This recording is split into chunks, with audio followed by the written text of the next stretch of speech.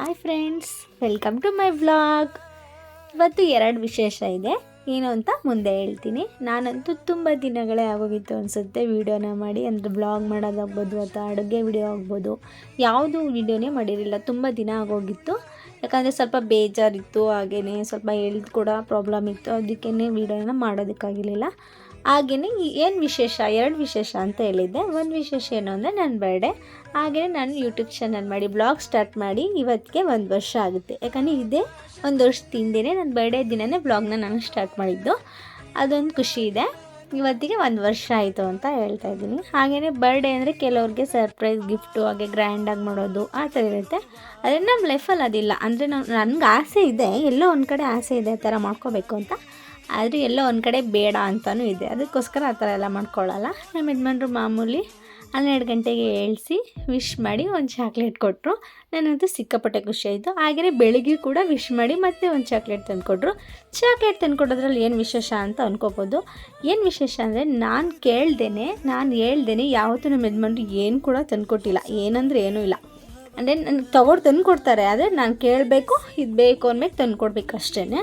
ಆದರೆ ಈ ವರ್ಷ ಅವರೇ ಸರ್ಪ್ರೈಸಾಗಿ ತಂದು ಚಾಕ್ಲೇಟ್ನ ಫ್ರಿಜ್ಜಲ್ಲಿ, ಅದನ್ನು ಮುಂದೆ ಇಟ್ಟರೆ ನಾನು ಅದು ತೆಗಿತಾ ಇರ್ತೀನಿ ಫ್ರಿಜ್ನ ಅಂತ ಅಂದ್ಬಿಟ್ಟು ಹಿಂದೆ ಇಟ್ಟು ನನಗೆ ಸರ್ಪ್ರೈಸಾಗಿ ಕೊಟ್ಟರು. ಅದಂತೂ ನನಗೆ ತುಂಬ ಖುಷಿಯಾಯಿತು. ಹಾಗೆಯೇ ಮಾಮೂಲಿ ಬೆಳಿಗ್ಗೆ ಎದ್ದ ತಕ್ಷಣ ಎಲ್ಲ ಕೆಲಸ ಎಲ್ಲ ಮುಗಿಸಿ ಮನೆಯೆಲ್ಲ ಕ್ಲೀನ್ ಮಾಡಿ ಸ್ನಾನ ಎಲ್ಲ ಮಾಡಿ ಪೂಜೆ ಎಲ್ಲ ಮಾಡಿದೆ. ಅವ್ರು ಸ್ವಲ್ಪ ಹೊರಗಡೆ ಹೋಗಿದ್ರು, ಕೆಲಸ ಇದೆ, ನಾನು ಬರೋಷ್ಟು ರೆಡಿಯಾಗೋ ದೇವಸ್ಥಾನಕ್ಕೆ ಕರ್ಕೊಂಡು ಹೋಗ್ತೀನಿ ಅಂತ. ಅದಂತೂ ವರ್ಷ ಕಂಪಲ್ಸರಿ ಇದ್ದೇ ಇರುತ್ತೆ. ಏನಂದರೆ ಸ್ನಾನ ಮಾಡಿ ಪೂಜೆ ಎಲ್ಲ ಮಾಡಿ ತಿಂಡಿ ಎಲ್ಲ ಮಾಡಿ ದೇವಸ್ಥಾನಕ್ಕೆ ಹೋಗಿ ಬರೋದು. ಅದು ಬಿಟ್ಟರೆ ಇನ್ನು ಎಕ್ಸ್ಟ್ರಾ ಸರ್ಪ್ರೈಸಸ್ ಅಂತ ಏನೂ ಇರೋಲ್ಲ ಬರ್ಡೇ ಅಂದರೆ. ಮಾಮೂಲಿ ಮನೆಯಲ್ಲೇ ತಿಂಡಿ ಮಾಡಿದ್ವಿ, ಪೂಜೆ ಎಲ್ಲ ಮುಗಿಸಿದ್ವಿ. ಅಷ್ಟೊತ್ತಿಗೆ ಅವರು ಬಂದ್ರಲ್ಲ, ಇಬ್ಬರು ಒಟ್ಟಿಗೆ ಕೂತ್ಕೊಂಡು ತಿಂಡಿ ಮಾಡಿದ್ವಿ. ಏನಾದರೂ ಸ್ವೀಟ್ ಮಾಡಬಾರ್ದಾ ಅಂತ ಆಯಿತು. ಅಂದರೆ ನಾವೇ ಮಾಡಿ ನಾವೇ ತಿನ್ನಬೇಕು ಸ್ವೀಟು ಏನೇ ಅಂದ್ರೂ. ಇವಾಗ ಯಾರಾದರೂ ಬೇರೆಯವ್ರು ಮಾಡಿಕೊಟ್ರೆ ಖುಷಿಯಾಗುತ್ತೆ. ಬರ್ಡೇ ದಿನ ನಾವೇ ಮಾಡಿ ನಾವೇ ತಿನ್ನೋಕ್ಕೆ ನಾರ್ಮಲಾಗಿ ತಿಂತೀವಿ. ಡೈಲಿ ಮಾಮೂಲಿ ನಾವು ತಿಂಡಿ ಊಟ ಎಲ್ಲ ನಾವೇ ಮಾಡ್ತಾಯಿರ್ತೀವಿ, ತಿಂತಾಯಿರ್ತೀವಿ ಅಂತ ಅನಿಸುತ್ತೆ. ಅದಕ್ಕೆ ಹೋಗಲಿ ಬಿಡಿ ಸಾಕು ಇಷ್ಟೇ ಅಂತಂದ್ಬಿಟ್ಟು ತಿಂಡಿ ಎಲ್ಲ ತಿಂದ್ಕೊಂಡು ನಾನು ಸ್ವಲ್ಪ ಸಿಂಪಲ್ಲಾಗಿ ರೆಡಿಯಾದೆ. ನಾನು ರೆಡಿಯಾದೆ. ಅಷ್ಟೊತ್ತಿಗೆ ಅವರು ಬಂದಿದ್ರಲ್ಲ, ಮಾಮೂಲಿ ಸ್ನಾನ ಎಲ್ಲ ಮಾಡ್ಕೊಂಡು ಅವರು ಕೂಡ ರೆಡಿಯಾದರು. ನಾನು ರೆಡಿಯಾಗಿದ್ದೀನಿ ನೋಡಿ ಅಂತ ಆಡ್ಕೊತಾ ಇದ್ದೆ. ಸಾಕು ಬಿಡಮ್ಮ, ನೀನು ರೆಡಿಯಾದರೆ ಸಾಕು ಅಂತ ಅಂದರು. ಆಮೇಲೆ ರೆಡಿಯಾಗಿ ನಾವಿಬ್ಬರೂ ದೇವಸ್ಥಾನಕ್ಕೆ ಕೊಟ್ವಿ. ಅಲ್ಲಿ ನಾವು ಹೆಲ್ಮೆಟ್ ಹಾಕ್ಕೊಂಡೇ ಹೋಗಿದ್ವಿ. ಆಮೇಲೆ ಒಂದು 2 ಸೆಕೆಂಡ್ ವೀಡಿಯೋಗೋಸ್ಕರ ಮಾತ್ರ ಹೆಲ್ಮೆಟ್ ತೆಗೆದಿದ್ದೆ ಅಷ್ಟೇ ಸ್ಟಾರ್ಟಿಂಗಲ್ಲಿ. ಆಮೇಲೆ ಹೆಲ್ಮೆಟ್ ಹಾಕ್ಕೊಂಡು ಇಬ್ಬರು ಕೂಡ ದೇವಸ್ಥಾನಕ್ಕೆ ಅಂತ ಹೊರಟ್ವಿ. ನಾವು ಫಸ್ಟ್ ಪ್ಲ್ಯಾನ್ ಮಾಡಿದ್ದು ಮಹದೇಶ್ವರನ ದೇವಸ್ಥಾನಕ್ಕೆ ಹೋಗೋಣ ಅಂತ. ಆಮೇಲೆ ಅವರು ಬೇಡ ಬನಶಂಕರಿಗೆ ತುಂಬ ದಿನ ಆಯ್ತಲ್ವಾ, ಹೋಗಿ ಬರೋಣ ಬಿಡು ಅಂತ ಹೇಳಿದ್ರು. ಆದರೆ ಹೋದರೆ ಫುಲ್ ಟ್ರಾಫಿಕ್ಕು. ನಾವು ಹೋಗಿದ್ದು ನೋಡಿದ್ರೆ 10 ಗಂಟೆ 10:30 ಆಗಿತ್ತು. Full traffic. ಮಾಮೂಲಿ ಬಸ್ಸಲ್ಲಿ ಹೋದ್ರೆ ನಾನು ಆಲ್ಮೋಸ್ಟ್ 1/4 ಗಂಟೆಗೆಲ್ಲ ಹೊರಟೋಗ್ಬಿಡ್ತೀನಿ. ಬೈಕಲ್ಲೇ ಅರ್ಧ ಗಂಟೆ ಆಯಿತು, ಅಷ್ಟು ಟ್ರಾಫಿಕ್ ಇತ್ತು. ಆ ಟ್ರಾಫಿಕೆಲ್ಲ ನೋಡ್ಕೊಂಡು ಇಬ್ಬರು ಮಾತಾಡಿಕೊಂಡು ದೇವಸ್ಥಾನಕ್ಕೆ ಅಂತ ಹೋದ್ವಿ. ಅವ್ರು ನೋಡಿ ಎಲ್ಲೋದ್ರೂ ಹೆಲ್ಮೆಟ್ನ ಆ ಥರ ಲಾಕ್ ಮಾಡಿಬಿಡೋದು ಮಾತ್ರ ಬಿಡೋಲ್ಲ. ಹಂಗೆ ಟೈರಾಗಿ ಎತ್ಕೊಂಡು ಹೊಟ್ಟೋಗ್ಬಿಡ್ತಾರೆ ಅಂತ ಇರಬೇಕು. ನಾನು ರೇಗಿಸ್ಕೊತಾ ಇದ್ದೆ ಆ ಥರ ಹೇಳ್ಕೊಂಡು. ಅದಾದಮೇಲೆ ದೇವಸ್ಥಾನಕ್ಕೆ ಅಂತ ಹೋದ್ವಿ. ಇವತ್ತು ಸೋಮವಾರ ಆಗಿರೋದ್ರಿಂದ, ಇದು ನನ್ನೇ ಬ್ಲಾಗು. ಸೋಮವಾರ ಆಗಿರೋದ್ರಿಂದ ದೇವಸ್ಥಾನದಲ್ಲಿ ರಶ್ ಇರಲಿಲ್ಲ. ಅಂದರೆ ಆಲ್ಮೋಸ್ಟ್ ಮಂಗಳವಾರ, ಶುಕ್ರವಾರ, ಅಮಾವಾಸ್ಯೆ, ಹುಣ್ಣಿಮೆ ಈ ಥರದ್ರಲ್ಲಿ ಬನಶಂಕರಮ್ಮನ ದೇವಸ್ಥಾನದಲ್ಲಿ ಸಿಕ್ಕಾಪಟ್ಟೆ ಜನ ರಶ್ ಇರ್ತಾರೆ. ಎಷ್ಟು ರಶ್ ಇರ್ತಾರೆ ಅಂದರೆ ಫುಲ್ ದರ್ಶನ ಮಾಡೋಕ್ಕಾಗಲ್ಲ, ಈ ಕಡೆ ಪ್ರಸಾದ ತಿನ್ನೋಕ್ಕೂ ಹೋಗೋಕ್ಕಾಗಲ್ಲ. ಸುಮ್ಮನೆ ಈಚೆಯಿಂದ ಕೈ ಮುಕ್ಕೊಂಡು ಮನೆಗೆ ಬಂದ್ಬಿಡ್ಬೇಕು, ಆ ಥರ ಅಷ್ಟೊಂದು ರಶ್ ಇರ್ತಾರೆ. ಆದರೆ ಇವತ್ತು ಸೋಮವಾರ ಅಲ್ವಾ, ಅದಕ್ಕೆ ಯಾವುದೇ ವಿಶೇಷ ಇರಲಿಲ್ಲ. ಅಂದರೆ ಅಮಾವಾಸ್ಯೆ ಇರಲಿಲ್ಲ, ಹುಣ್ಣಿಮೆ ಇರಲಿಲ್ಲ, ಹಾಗೆ ವಾರ ಕೂಡ ಇರಲಿಲ್ವಲ್ಲ, ಅದಕ್ಕೋಸ್ಕರ ಜನಗಳೇನು ಅಷ್ಟೊಂದು ಜನ ಬಂದಿರಲಿಲ್ಲ. ದರ್ಶನ ಅಂತೂ ಸಖತ್ತಾಗಾಯಿತು. ಹಾಗೆಯೇ ಸುತ್ತಮುತ್ತ ಸ್ವಲ್ಪ ಏನೋ ಕೆಲಸ ಮಾಡ್ತಾಯಿದ್ದಾರೆ ದೇವಸ್ಥಾನ ಸುತ್ತ. ಅದೆಲ್ಲ ನೋಡ್ಕೊಂಡು ಮಾತಾಡಿಕೊಂಡು, ಅಂದರೆ ಸಿಕ್ಕಾಪಟ್ಟೆ ರಶ್ ಇರಲಿಲ್ವಲ್ಲ, ಆರಾಮಾಗಿ ನಿಂತ್ಕೊಂಡು ದರ್ಶನ ಮಾಡಿದ್ವಿ. ನೀವೇ ನೋಡ್ಬೋದು, ಜನಗಳೇ ಇರಲಿಲ್ಲ. ಅಂದರೆ ಫುಲ್ ಲಾಸ್ಟ್ ಕೇವಲಂತೂ ಹೆವಿ ಇರ್ತಾರೆ. ಜನ ಇಲ್ದಿರಲಿ ದರ್ಶನ ಮಾಡೋಕ್ಕೆ ನಿಂತ್ಕೊಂಡಾಗ ಲಾಸ್ಟ್ ಕೇವಲ್ಲಿ ಫಸ್ಟ್ ದರ್ಶನ ಚೆನ್ನಾಗಾಗುತ್ತೆ ಅನ್ನೋದಕ್ಕೋಸ್ಕರ ಅಲ್ಲಿ ಜಾಸ್ತಿ ಜನ ನಿಂತ್ಕೊತಾರೆ. ಅಲ್ಲಿ ನಿಂತ್ಕೊಂಡು ದರ್ಶನ ಮಾಡಿಕೊಂಡು ಆಮೇಲೆ ಬಂದು 1-2 ನಿಮಿಷ ಕೂತ್ಕೊಳ್ಳೋಣ ಅಂತ ಕೂತ್ಕೊಂಡು ನೋಡಿ, ನಮ್ಮ ಯಜಮಾನ್ರು ಫುಲ್ ಭಕ್ತಿಯಿಂದ ಬೇಡ್ಕೊತಾ ಇದ್ದಾರೆ. ಅದು ಬೇಡಿದ್ದೆಲ್ಲ ಈಡೇರಿಸಮ್ಮ ಬನಶಂಕರಮ್ಮ ಅಂತ ನಾನು ಮನಸ್ಸಲ್ಲಿ ಕೈ ಮುಕ್ಕೊಂಡು ಮಾತಾಡಿಕೊಂಡು ಅವ್ರನ್ನ ರೇಗಿಸ್ತಾ ಇದ್ದೆ. ಆಮೇಲೆ ಈಚೆ ಬಂದಮೇಲೆ ಏನ್ರಿ ಫುಲ್ ನನಗೋಸ್ಕರ ಬೇಡ್ಕೊತಿದ್ರ ಅಂತ ಏನೋ ಮಾತಾಡಿಲ್ಲ ನಕ್ಕೊಂಡು ಹೋದ್ವಿ.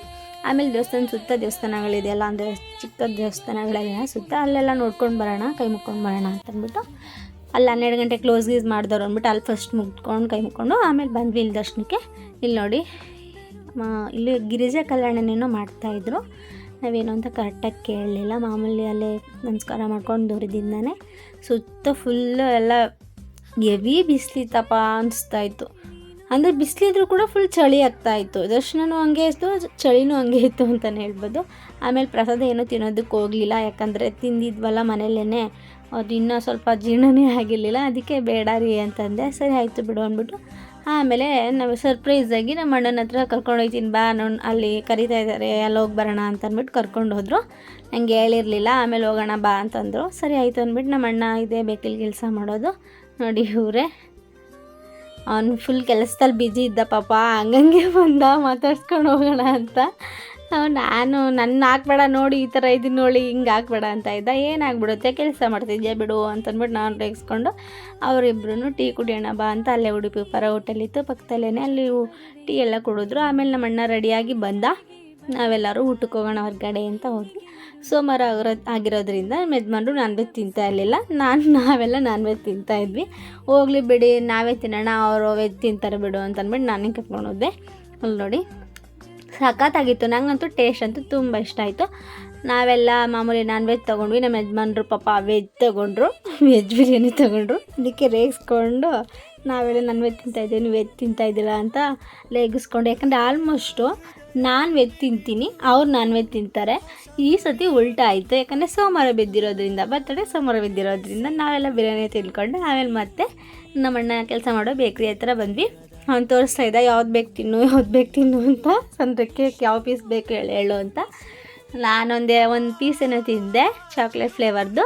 ಆಮೇಲೆ ಅವ್ರು ಸ್ವಲ್ಪ ರಸಮಲೈ ಇದೊಂದು ಪೀಸ್ ಕೇಕ್ ತಿಂದರು. ಅದನ್ನೆಲ್ಲ ತಿಂದ್ಕೊಂಡು ಮನೆ ಕೇಕ್ ತೊಗೊಂಡೋಗಿ ಅಲ್ಲೇ ಕಟ್ ಮಾಡುವಂತ ಅವನಿಗೆ ಕೊಟ್ಟ. ನಾನು ಬೇಡ ಅಂತಂದ್ವಿ. ಆಮೇಲೆ ಬಂದಿದ್ದು ಬೇಡ ಅನ್ಬಾರ್ದು ತಗೋ ಅಂತಂದ್ಬಿಟ್ಟು ಅವನೇ ಕೊಟ್ಟ. ಆಮೇಲೆ ಇನ್ನೂ ಏನೇನೋ ಕೊಟ್ಟಿದ್ದ ತಿಂಡಿನ, ಅದೆಲ್ಲ ವೀಡಿಯೋ ಮಾಡೋದಕ್ಕಾಗಲಿಲ್ಲ. ಅದನ್ನೆಲ್ಲ ತೊಗೊಂಡು ಅವನು ಮಾತಾಡಿಸ್ಕೊಂಡು ಸ್ವಲ್ಪ ಹೊತ್ತು ಆಮೇಲೆ ಮತ್ತೆ ನಾವು ರಿಟರ್ನು ಮನೆ ಕಡೆ ಹೊರಟ್ವಿ. ಮನೆ ಕಡೆ ಹೊರಟಾಗ ಇಬ್ಬರು ಮಾತಾಡಿಕೊಂಡು, ಈ ಕಡೆಯಿಂದ ಸ್ವಲ್ಪ ಟ್ರಾಫಿಕ್ ಕಮ್ಮಿ ಇತ್ತು. ಆದರೆ ಆ ಕಡೆಯಿಂದ ಬರಬೇಕಾದ್ರೆ ಸಿಕ್ಕಾಪಟ್ಟೆ ಟ್ರಾಫಿಕ್ಕು. ಏನು ಟ್ರಾಫಿಕ್ ಹೇಳ್ತೀರಾ ಯಪ್ಪ. ಅಲ್ಲಿಂದ ಇಲ್ಲಿಗೆ 2 ಅವರ್ ಬಂದಿದ್ದೀವಿ. ಇಲ್ಲಿಂದ 3/4 ಅವರ್ ಹೊಟ್ಟೋದ್ವಿ. ಅಲ್ಲಿಂದ ಇಲ್ಲಿಗೆ 2 ಅವರ್ ಬಂದಿದ್ದೀವಿ. ನಂಗಂತೂ ಸಿಕ್ಕಾಪಟ್ಟೆ ಬೇಜಾರಾಗೋಯ್ತು. ಫುಲ್ ಮೈಕೈ ಎಲ್ಲ ನೋವು ಬಂದುಬಿಡ್ತು. ಆಮೇಲೆ ಬಂದು ಸ್ವಲ್ಪ ಹೊತ್ತು ಸಿಕ್ಕಾಪಟ್ಟೆ ನಿದ್ದೆ ಮಾಡಿದೆ. 1 ಅವರ್ ನಿದ್ದೆ ಮಾಡಿದೆ. ಆಮೇಲೆ ನಮ್ಮ ಮಾವ ಅವರೆಲ್ಲ ಕೆಲಸದಿಂದ ಹೋಗಿದ್ದು ಬಂದ್ರಲ್ಲ, ಅಮ್ಮ ಮಾವ ಅವರೆಲ್ಲ, ಅವ್ರು ಬಂದಮೇಲೆ ಒಟ್ಟಿಗೆ ಕೇಕ್ ಕಟ್ ಮಾಡೋಣ ಅಂತ ಅಂದ್ಬಿಟ್ಟು 8 ಗಂಟೆ ಅಷ್ಟರಲ್ಲಿ ಕೇಕ್ ತಂದಿದ್ವಲ್ಲ ಅದನ್ನು ಕಟ್ ಮಾಡಿದ್ವಿ. ಕೇಕ್ ಕೂಡ ಚೆನ್ನಾಗಿತ್ತು. ಹಾಗೆಯೇ ಫುಲ್ ಟಯರ್ಡ್ ಆದಂಗೆ ಹೋಗಿದ್ದು. ನನಗಂತೂ ಫುಲ್ ಸಿಕ್ಕಾಪಟ್ಟೆ ನಿದ್ದೆ ಮಾಡಬೇಕು ಅಂತ ನಿದ್ದೆಗಳಲ್ಲೇ ಎದ್ದು ಕೇಕ್ ಕಟ್ ಮಾಡಿದೆ ನಾನು. ಅವ್ರು ಬಂದು ಹೇಳ್ಸಿದ್ರು, ಅಮ್ಮ ಅವ್ರು ಬಂದರು ಬಾ ಅಂತ. ಆಮೇಲೆ ಎಲ್ಲ ಕೇಕೆಲ್ಲ ಕಟ್ ಮಾಡಿಬಿಟ್ಟು ಇನ್ನೇನು ಕೆಲಸ ಸ್ವಲ್ಪ ಹೊತ್ತು ಕೂತಿದ್ವಿ. ಆಮೇಲೆ ಮನೇಲೆಲ್ಲ ಅಡುಗೆ ಎಲ್ಲ ಮಾಡಿದ್ವಲ್ಲ ಅದನ್ನೆಲ್ಲ ತಿಂದ್ಕೊಂಡು, ನಾನಂತೂ ಊಟನೇ ಮಾಡಿಲ್ಲ, ಟಯರ್ಡಾಗಿತ್ತು. ಹಾಗೆಯೇ ನಿದ್ದೆ ಇತ್ತು. ಆಮೇಲೆ ಅಲ್ಲಿ ಬಿರಿಯಾನಿ ತಿಂದಿದಂತೂ ನಂಗೆ ಇನ್ನೂ ಜೀರ್ಣನೇ ಆಗಿರಲಿಲ್ಲ. ಅದಕ್ಕೆ ನಾನಂತೂ ಊಟ ಮಾಡಲಿಲ್ಲ. ಹಾಗೆಯೇ ಈ ದೇವಸ್ಥಾನ ನೋಡ್ತಿದ್ದೀರಲ್ಲ, ಈ ದೇವಸ್ಥಾನ ಅಂತೂ ಸಿಕ್ಕಾಪಟ್ಟೆ ಚೆನ್ನಾಗಿತ್ತು. ಅದನ್ನು ನಾವು ನಾನ್ ವೆಜ್ ತಿಂದುಬಿಟ್ಟಿದ್ವಿ, ಬೇಡ ಹೋಗೋದು ಅಂತಂದ್ಬಿಟ್ಟು ಈಚೆಯಿಂದನೇ ಮಾಮೂಲಿ ನಮಸ್ಕಾರ ಮಾಡಿಕೊಂಡು ಮನೆ ಕಡೆ ಓಡೋಣ ಅಂತಂದ್ಬಿಟ್ಟು ಫಸ್ಟೇ ಹೊರಟ್ಬಿಟ್ಟಿದ್ವಿ.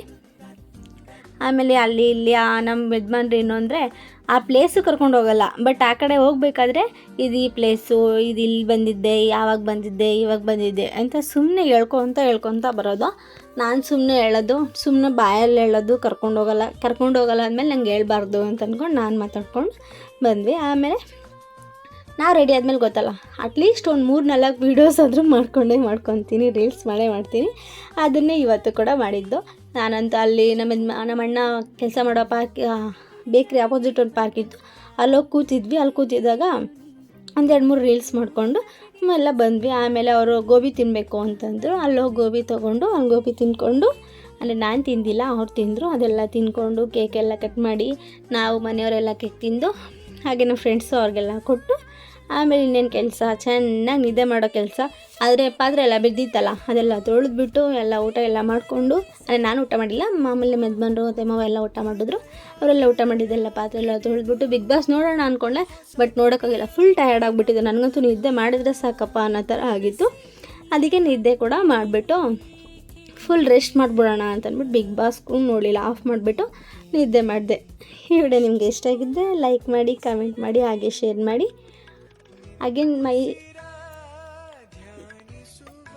ಹಾಗೆಯೇ subscribe to my channel. Thank you all. Love you all.